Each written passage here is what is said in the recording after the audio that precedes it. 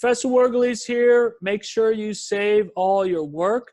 We're going to come back to the slides. Let's take a look at slide number 23. Let's talk about the jQuery CSS method. Now, the CSS method sets or returns one or more style properties for the selected elements. If I want to return a CS property, you can look right here. Here's the syntax. I'm going to specify the property's name as a parameter.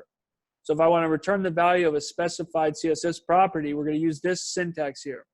And here's a real-world example. So the following example will return the background color value of the first matched element. Keyword first. That most likely will be a quiz or test question. So let's imagine I have this on the exam, and I ask you which element is it going to return. You'll want to know it's the first matched element. Here I'm using the $. You can look right here. I'm using the $. That's my jQuery function. jQuery function takes one parameter. That's going to be your selector. Here I'm selecting all paragraph elements, and I'm calling the CSS method. Now the CSS method has one parameter.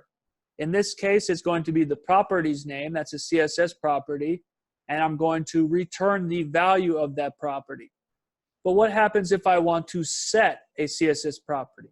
To set a specified CSS property, we're going to use the following syntax. So look right here. I have the CSS method. I specify the property's name, comma, and then what value I'd like to set it to. So let's look at this real-world example. The following example is going to set the background color of all matched elements.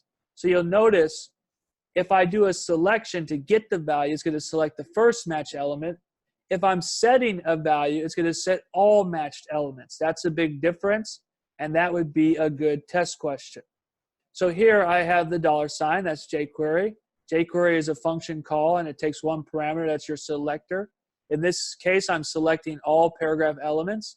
I'm calling the CSS method. I'm going to use the background color and set it to yellow. So I'm accessing the background color and I'm setting the color to yellow. And it's going to set all paragraph elements, whereas the first example is only going to get the first matched element. But what if I want to set multiple properties? If I want to set multiple properties, I can use the following syntax. Let's look right here. I have the CSS method, and I can actually specify a JSON object. You'll see I'm specifying an object here. And I can do key value pairs separated by a comma. Okay, so let's look at this real world example. The following example will set a background color and font size for all matched elements.